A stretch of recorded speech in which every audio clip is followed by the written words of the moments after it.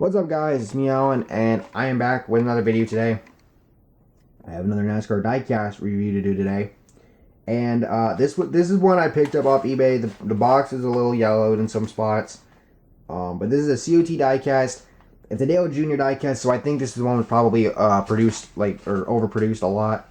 But regardless, this is pretty freaking cool, and I think what's significant about this one, and you'll see it in a second, is it's not the same number that he was usually running.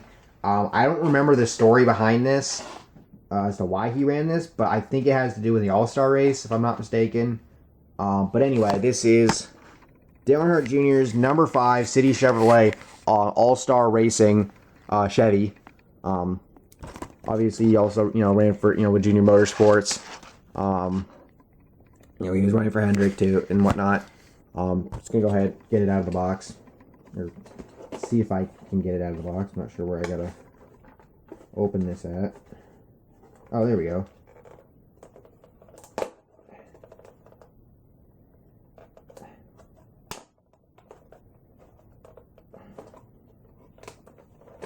Hang on, I gotta grab my knife.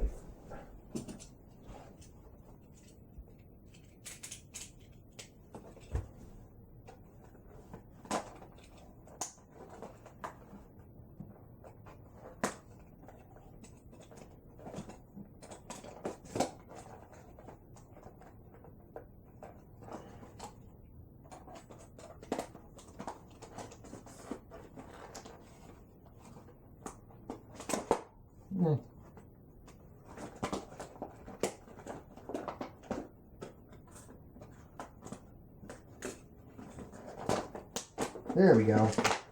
Put that aside.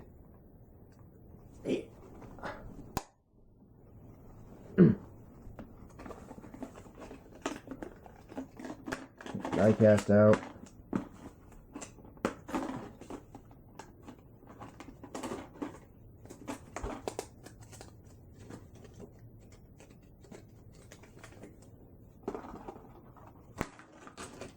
So there's the diecast out of the box. I believe this is a sticker that comes with it, which is actually pretty cool. But anyway, to the diecast itself. Honestly, I saw this for a good price, and I don't have very many COTs in the collection, so I figured I had to pick this one up. Again, like I said, I'm not sure if it's like I don't remember the significance of this. I don't remember why he ran the 5. I feel like with the All-Star Racing thing on the car, I feel like it has to do with the All-Star race. Obviously it has the Hendrick Motorsports on the back, on the deck lid. But either way, Dale Jr., he is going into the Hall of Fame soon, and I think a lot of people would ask, is he deserving of a Hall of Fame spot when, yes, he didn't live up to the same heights that his father got to, but Dale Jr. was his own man, and he's done a lot for NASCAR regardless, and especially a lot for iRacing. He helped with the initiative to get North Wilkesboro on iRacing, and it seems like Dale does want to see North Wilkesboro come back regardless. Obviously it needs a lot of work, but still, I think, anything's possible if you can just get the money behind it. And, I mean, look at Rockingham, that might come back at some point, who knows. But that all being said, he's won in the Xfinity Series, or what was then the Busch, Nationwide, whatever. For the career that Dale Jr. had, I think the biggest thing you have to talk about with Dale Jr. is if he never suffered the concussions, how much better would he have been? I'm not saying he would have been on the same level as his father, but you gotta remember, Dale Jr., he was contending for championships early in his career, and it wasn't that long ago where he looked like he had that one last shot at a championship and could have won it.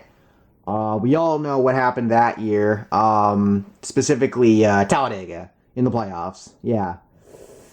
that was not good. That still, I think a lot of people still have a lot of salt when it comes to that. You know, what Kevin Harvick did that day.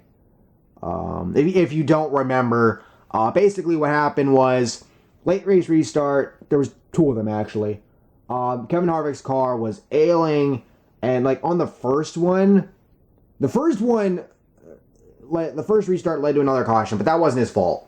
But NASCAR should have been like, okay, Harvick, you got to pull it down pit road because, you know, clearly your car's having issues.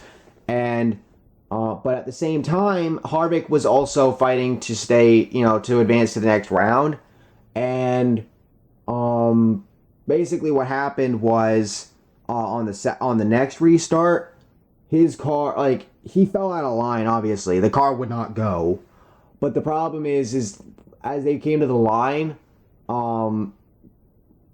he made contact. I think he made contact with Trevor Bayne, and that sent Bayne spinning, and it just caused a huge wreck in the back of the pack. Whether you say that was intentional or not is up for you to decide.